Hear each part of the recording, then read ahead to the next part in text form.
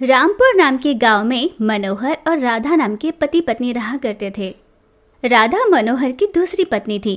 पहली पत्नी से मनोहर की एक बेटी थी छुटकी, और दूसरी पत्नी से एक बेटी थी मीनू। मीनू और छुटकी में बहुत प्यार था, पर ये बात राधा को बिल्कुल नहीं भाती थी। मनोहर के सामने छुटकी से प्यार का नाटक करती और उसके जाने के बाद उससे घर का सारा काम करवाती थी, और छुटकी और मीनू को साथ में खेलने नहीं दिया करती थी। ऐसे ही दिन गुजरते हैं। एक दिन छुटकी ने अपनी माँ से कहा, माँ, मुझे पढ़ने का बहुत मन है माँ। अब मीनू भी तो बड़ी हो गई है ना, तो मैं कल से स्कूल जाया करूँगी। स्कूल से लौटने के बाद अब जो भी कहोगी वो काम मैं कर लूँगी। मीनू भी मेरा साथ दे दिया करेगी। उसकी बात से भड़की हुई राधा ने कहा, क्या कहा? करम जली, जन्म लेते ही अपनी माँ को खा गई। तू जैसी को हम पढ़ाए और उस पर तू मेरी बेटी से काम करवाएगी? तेरी इतनी हिम्मत कि तूने मुझसे ये सब कहा? वैसे भी ये तेरे पापा का किया धरा है। मुझसे शादी करनी ही थी तो तुम्हें कहीं छोड़ ही आते, पर नहीं, मेरे ही मत्थे थोप दिया। ये सब मेरी फूटी किस्मत की वजह से है। वैसे तुम्हें नहीं, तुम्हें जन्म देने वाली उस माँ को कोसना चाहिए। छुटकी को इस बात का बहुत गुस्सा आया। तुम मुझे जो चाहे कह लो, पर मेरी माँ को कुछ मत कहना। छुटकी के ऐसा कहने पर राधा और भड़क गई। कहूंगी और बार बार कहूंगी, क्या कर लेगी? तू देख मैं तेरा क्या हाल करती हूँ। ऐसा कहकर राधा ने छुटकी को घर से बाहर कर दिया। छुटकी दरवाजे के सामने खड़ी होकर, माँ, दरवाजा खोलो माँ, मुझे बहुत डर लग रहा है माँ। ऐसे वह वहाँ पर बहुत देर तक खड़ी रोती रही। कुछ देर बाद राधा बाहर निकली। अरे ओ, तू अभी तक यहीं खड़ी है? मैं तो ये तस्वीर बाहर फेंकने आई थी और तू है कि अब तक यहीं खड़ी है। अगर तू यहाँ से नहीं चली गई तो देखना मैं क्या करती हूँ। ऐसा कहकर राधा ने उस तस्वीर को छुटकी पर फेंक दिया। छुटकी ने तस्वीर गिरने से बचा लिया। अब ये मुझे यहाँ नहीं रहने देंगे। मुझे किसी तरह कोई और जगह ढूंढनी ही पड़ेगी। ऐसा सोचकर छुटकी अपनी माँ की तस्वीर लिए वहाँ से चली जाती है। चलते चलते अंधेरा हो जाता है। वो डरने लगती है, पर उसके पास और कोई चारा नहीं होता। उसे भूख भी लग रही थी। माँ, भूख लगी है, मैं और नहीं चल पाऊंगी। पैरों में कांटा भी चुभ गया है माँ, भूख लगी है। तभी उसके हाथ में रही उस तस्वीर से आवाज आने लगी। बेटा, मैं हूँ तुम्हारी माँ।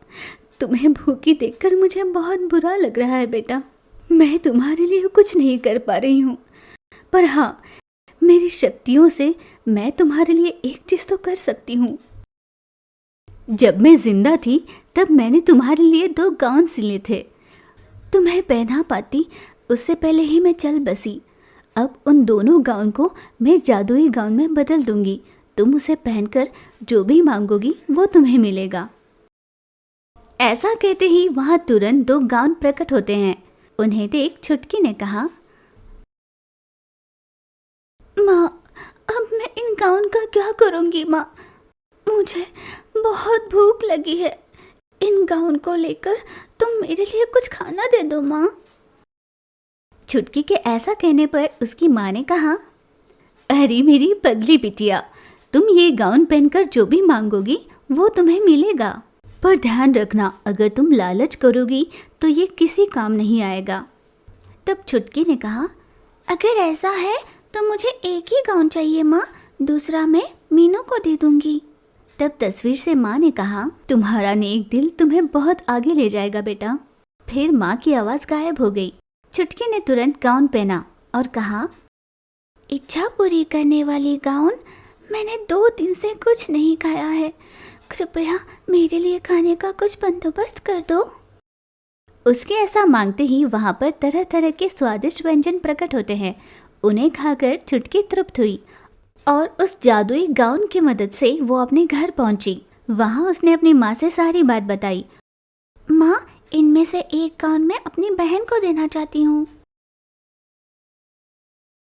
उसकी उदारता से खुश होकर उसकी माँ ने कहा, बेटा छुटकी, मैंने तुम्हें कितना सताया, पर तुमने बदले में मुझे कुछ नहीं कहा।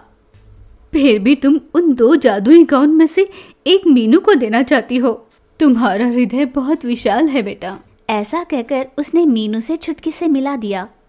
अपनी माँ में आए बदलाव से छुटकी बहुत खुश हुई। तस्वीर से उन सबको एक साथ खुश देखकर माँ भी बहुत खुश हुई। वो कृष्णपुर नाम का एक गांव था, जहाँ पर एक नदी बहती थी।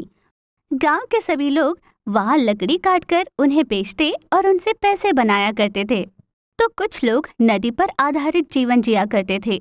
वे मछलियाँ पकड़ते और उन्हें बेचकर अपना गुजारा किया करते। उसी गांव में राम और शांति नाम के पति पत्नी रहा करते थे। उनकी बेटी थी शोभा। वे दोनों नाग देवता के भक्त थे। उनका मध्यम वर्गीय परिवार था। वो दोनों ही मेहनत किया करते। शोभा उसी गांव के एक पाठशाला में पढ़ा करती और उसके पिता मछली पकड़ने जाया करते और शांति जंगल से लकड़ियां तोड़ लाया करती। इस तरह उन्हें बेचकर आए हुए पैसों में वे तीनों खुशी से रहने लगे थे। वो रविवार का दिन था। शोभा ने कहा, माँ, आज रविवार है, मैं भी आपके साथ जंगल चलती हूँ। आज मेरा स्कूल नहीं होगा ना? कब से कह रही हूँ, आप ले चलोगी ना? हमेशा कहती हूँ कि ले जाओगे, पर नहीं ले जाते। तब माँ ने कहा, ठीक है बेटा, आज ले चलती हूँ। ये बात सुनकर शोभा बहुत खुश हुई। फिर वे दोनों मिलकर जंगल के लिए निकले। माँ वहाँ पर लकड़ियाँ तोड़ रही थी और शोभा इधर उधर घूम रही थी। इतने में वहाँ उसको एक झील नजर आई जिसमें एक पेड़ था। वो शोभा को बड़ा अजीब लगा। ये देख शोभा बहुत खुश हुई और उसने, माँ, यहाँ आना तो, देखो कितना अजीब है, एक बार यहाँ आकर देखना तो, ऐसे चिल्लाने लगी। माँ दौड़कर ये देखने आई कि ऐसा है क्या। माँ ने ये देखकर कहा, बेटा, लगता है वो कोई धार्मिक जगह है, भला हमें उससे क्या लेना देना, रहने भी दो बेटा। उस पर शोभा ने कहा, माँ, एक बार चलते हैं ना माँ? ऐसे जिद करने लगी। नहीं बेटा, हमें वहाँ नहीं जाना चाहिए, मेरी बात मानो, चलो यहाँ से। ऐसा कहकर माँ शोभा को लिए वहाँ से चली जाती है। रास्ते भर शोभा रूठ कर रोने लगी थी। घर पहुंचकर माँ ने किसी तरह उसे समझाकर शांत किया था, पर शोभा ने अपने मन ही मन उस जगह जाने की बात ठान ली थी। उस रात घर पर सभी सो रहे थे। शोभा धीरे से उठकर अकेले ही जंगल की ओर निकल पड़ी। शोभा उस झील में रहे पेड़ के पास पहुंची। वो पेड़ अंधेरे में चमक रहा था। ये देख शोभा ने कहा, अरे वाह, कितना बढ़िया है, ये तो बहुत अद्भुत है, मुझे बहुत अच्छा लगा। पेड़ तक पहुंचने का कोई रास्ता भी होगा, पर मैं झील पार कर कैसे जाऊंगी? पेड़ तो पानी के बीचों बीच है। ऐसे सोच रही थी, पर पेड़ तक पहुंचने के लिए झील में सीढ़ियां थी। ये बात शोभा को कुछ देर बाद पता चली। ये बात पता चलने पर शोभा झील में रही उन सीढ़ियों को पार करती हुई पेड़ तक पहुंच गई। शोभा ने देखा कि पेड़ के भीतर जाने के लिए एक सुरंग था। शोभा उस सुरंग के अंदर चली गई। उस सुरंग में तरह तरह के नाग की मूर्तियां थी।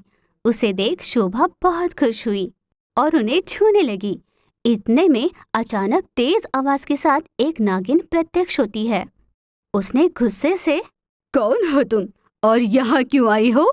ऐसे जोर से चिल्लाकर डराया। शोभा घबराकर सहम गई। दूसरी ओर माँ ने जागकर देखा कि शोभा वहाँ नहीं थी। बिस्तर पर अपनी बेटी को ना देखकर घबराकर, सुनिए जी, बेटी कहीं दिखाई नहीं दे रही है। ऐसे घबराते हुए उसने अपने पति को जगाया। पिता भी ये जानकर बहुत घबरा जाते हैं, कहाँ गई होगी? ऐसा कहकर वे दोनों उसे ढूंढने लगे। माँ को कुछ शक हुआ और उसने अपने पति से सारी बात बताई। फिर पति पत्नी दोनों मिलकर जंगल की ओर निकल पड़ते हैं। इतने में सुबह हो जाती है। वहाँ नागिन ने शोभा को एक चक्र पर बांध रखा था और उस चक्र को झील के बीचों बीच जो पेड़ थी उस पेड़ पर लटका दिया था और नागिन ने एक तीर उठाकर शोभा की ओर निशाना लगा रखा था। नागिन ने तेजी से वो तीर शोभा की ओर छोड़ा। तब माँ ने कहा, नहीं, मेरे बेटी को छोड़ दो। ऐसा कहकर वो तीर के आड़े आ जाती है। तीर उसके पेट में लग वो नीचे गिर जाती है। ये देख शोभा माँ, माँ, माँ, ऐसे रोने लगी। नीचे गिरी माँ ने कहा, हे देवता, हम बरसों से तुम्हारी आराधना करते आ रहे हैं और तुमने हमारे ही परिवार का नुकसान करना चाहा। मेरी बेटी ने क्या गलती की है? उस पर नागिन ने कहा, मेरे ऐसे पवित्र जगह आकर उसने मेरे मूर्तियों को छूकर अपवित्र करना चाहा, इसीलिए मैं उसे मारना चाहती थी। इस पर माँ ने रोते हुए कहा, हे देवी, हम तुम्हारे बच्चे जैसे हैं। क्या बच्चों की गलतियों पर माँ उन्हें मारती है? ये कहाँ का न्याय है? तब आप में और पशुओं में क्या फर्क रहा? अपने बच्चों को क्या आप खुद ही मार देंगी देवी? क्या आपको ये सही लगता है? ऐसा कहकर वह रोने लगी। बेटा, मैंने जल्दबाजी में ये निर्णय लिया। तुम लोग मेरे संतान हो, ये बात भूलकर मैंने ऐसा बर्ताव किया। माएँ बच्चों की गलतियों पर सुधार करने के लिए होती है, ना कि उनके साथ ऐसे बर्ताव की। मुझे क्षमा कर दो। ऐसा कहकर देवी ने उस तीर को निकालकर अपने पेट में डाल लिया। जैसे ही देवी ने उस तीर को अपने पेट में भोंका, शोभा की माँ का घाव गायब हो गया और वो खड़ी हो गई। पेट से लटक रही शोभा भी उनके सामने आ गई। उन तीनों ने देवी माँ के सामने हाथ जोड़ा। माँ, आपने ये क्या किया? क्यों किया ऐसा? ऐसा कहकर रोने लगे। उस पर देवी ने कहा, मैं अपने ही बच्चों को मारना चाहती थी। इसकी मुझे शिक्षा मिलनी जरूरी थी, इसीलिए मैंने खुद को सजा दी। तुम दुखी मत होना, तुम्हारे साथ सब भला ही होगा। ऐसे आशीर्वाद दिया। इतने में आकाश से तेज रोशनी चली। वो देवी पर पड़ते ही उनका घाव गायब हो गया। वो उठ खड़ी हुई। तब उस रोशनी ने कहा, हे नागिन, तुम्हारे बड़प्पन के लिए मैं तुम्हारी सराहना करता हूँ। अपनी की हुई गलती के लिए तुमने खुद को सजा दी। तुम महान बन गई हो, इसीलिए आज ही तुम अपने लोग वापस आ सकती हो, ऐसा न्योता दिया। देवी ये सुन बहुत खुश हो जाती है। आकाश के द्वार खुलने लगते हैं। देवी ने उनका धन्यवाद प्रकट कर आकाश के द्वार के पार चली गई। वो जैसे ही वहां चली गई, वो रोशनी भी गायब हो गई। पर अचानक सोने के मोहरों की बरसात उन पर होने लगी। वे तीनों बड़े खुश होकर उन मोहरों को समेटकर वहां से चले जाते हैं।